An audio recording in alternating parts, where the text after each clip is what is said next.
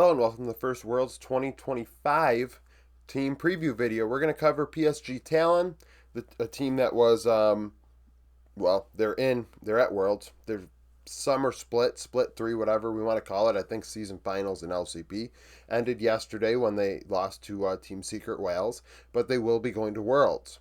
This roster is rather experienced, is the nice way to put it. The average age is 26.2 years old. Maple came out of retirement to replace Fofo. Last year, this team went on a nice run and went to the main event with GAM and won a game, but finished in the 12th, 13th spot, going 1-3 or 1-4 in the main event. In terms of play, this was a very, I wouldn't even say skill check, more of a macro check team probably.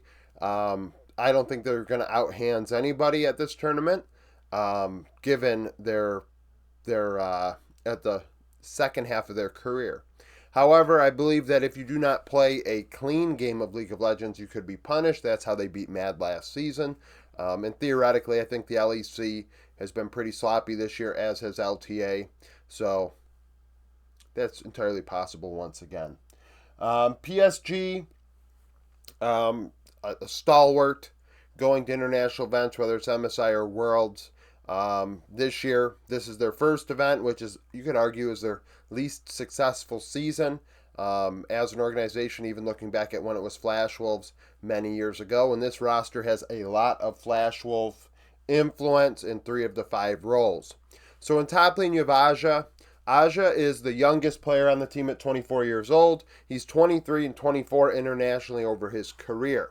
Now, this past split season, across 96 games, he had a 3.2 KDA, 58 KP, 7.8 CS per minute, all pretty standard numbers. This team fighting around each other more than others. We'll see across the entirety of the team previews how that really stacks up. In terms of damage divided by gold, 1.57, 1.9 share differential, a clear third tier carry on this team as they take a more traditional facilitator mindset in the jungle and support roles. 2.79 vision efficiency, 1.9 share differential. In laning phase, was not dominating LCP opponents, up only 42 gold and behind 69 XP. Theoretically, if he has to go into a series against Bin or Keen or whomever from the LCK and LPL, I think he's going to have his hands very full. In terms of solo kills, 34 in 96 games, so 1 out of every 3, 18 champions played as well. Like I said, internationally, he's 23 and 24. 2 KDA, KP tracks 58%, 7.5 CS per minute, 137 damage divided by gold. Internationally, he does pretty well. Up 165 gold, 95 XP, only 8 solo kills in 47 games. Jungle, we have Karsa. Karsa's first Worlds appearance since 2020, I believe. Internationally, he's 46 and 44. Obviously, we remember his times with RNG and Flash Wolves when he was at his best.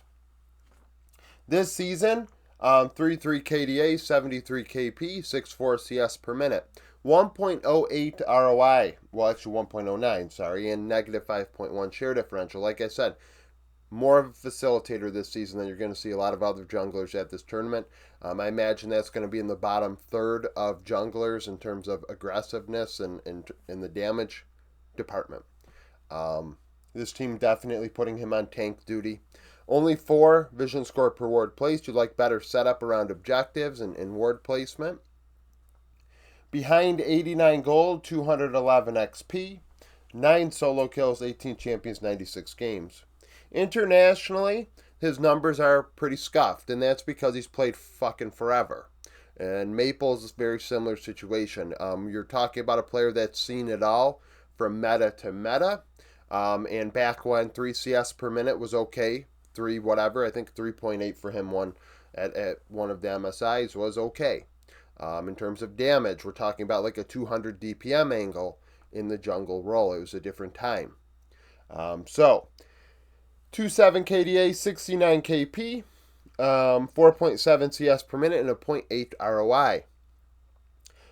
But you take that into account, and internationally, he's up 254 gold and 234 XP on average. So Historically, he's done very well against his opponents across from him in the early game and outpacing them. Now, that was 5 years ago. So it was a long time. It's been a long time since we've seen Carsa. And he is not the same player he was. Is this the final hurrah? It very well could be. We thought that was the case for Maple and Levi last season, and both ended up returning to play. Levi, not nearly as good as he was last year, and that's unfortunate. I always am adamant about players retiring on top. Peanut looks to be doing that. River looks like he's going to be doing that. Well, we'll see. River's got to today. They've got to play red, but if they lose, I mean, River, I guess, doesn't retire on top, and last year was pretty bad. But we'll see if this is the last run for him, returning back to where it started. 12 solo kills in 90 games. Maple, one of the most experienced players at this event, 27 years old, 143 games played internationally, 70 and 73.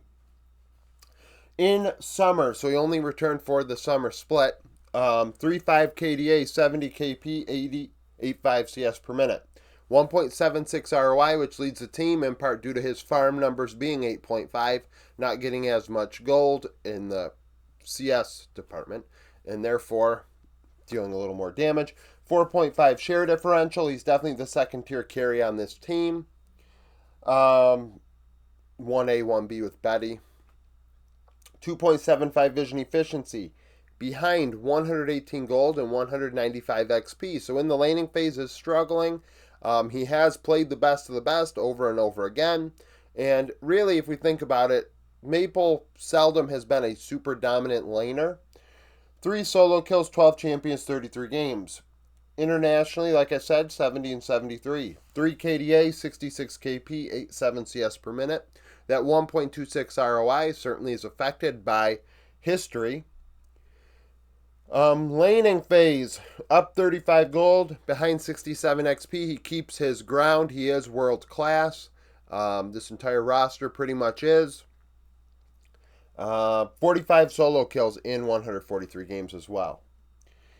Betty, 25 years old, 42 and 48 internationally. 5.1 KDA, 71 KP, 9.4 CS per minute for this squad this season. Leads the team in farm, gets the highest resource, makes sense, is the 80 carry. 1.66 ROI, 3.3 share differential. So not doing the most with what he's given on the team, but is receiving the most nonetheless. 3.46 vision efficiency, that's very good. Very high ward placement. Maybe Ash games affecting that if we look closer at his champion pool. After team previews, my goal is to do that like I've done in years past. 17 gold ahead, 71 XP ahead. When we look at this entire team, this team is, 105, negative 13, negative 112. It is behind at 15 minutes in gold just a little bit. And we could say, oh, well, their schedule made them play good teams often. It's like, PSG, I think, lost to Viking Esports, if we recall, which dropped them into the lower group for half of summer's regular season, or whatever we want to call it, the phase that occurred in the first half of season finals in LCP. That being a thing, and then just Maple in general, returning to play needed a lot of time to ramp up. So that is something to consider for the entirety of the team. Betty playing the entire season, but still. 14 solo kills, 17 champions, 96 games. Internationally, 3.5 KDA, 70 KP, 8.8 CS per minute, 1.29 ROI, behind 85 gold, 49 XP ahead. Woody, this is his third year going to Worlds for PSG. Internationally, he's 23 and 23, only one less game than Aja because Aja played at MSI 2022. 3.7 KDA, 79 KP, so 4 out of every 5 kills. Woody is the one who drives the bus for this team in the kill department. He is the leader in kill participation by 6%, which is a sizable difference. And we're going to see throughout the team previews how many supports are the ones that are roaming and making things happen, or the most involved player on their team. But we see 70% across the board outside of Aja. So clearly, if anything, the top laner is on an island, which is more traditional in general. Now, usually it's lower than 60%, but still. 0.83 ROI, so a little aggressive. 1.94 vision efficiency, up 88 gold, 135 XP, 17 champions, 96 games. Internationally, 23 and 23, 19 KDA, 76 KP, so still does a lot of work in the kill department. 3 out of every 4 kills. 0.78 ROI, that tracks. 175 vision efficiency, you'd like his vision efficiency to be better. 13 gold ahead, 94 XP ahead. Corgi is the coach. I'm doing something a little different with the coaching records internationally this time around. In a best of 1 matchup, Corgi is 7 and 13 as a head coach at MSI or Worlds. Or at least, sorry, not necessarily a head coach, just at Worlds. In best of 3s, he's 8 and 3. And then in best of 5s, 0 and 4. So we'll see how he does at this tournament. Like I said, PSG, they're at the end of the line here. But given how they started the season and how a lot of it's gone, I mean, they somehow found a way to get here. And we'll see what happens. So thank you for watching. If you liked the video, like it, subscribe to the channel for daily League of Legends content. Follow me on Twitter, join the Discord, become a YouTube supporter, and hope to see you again tomorrow.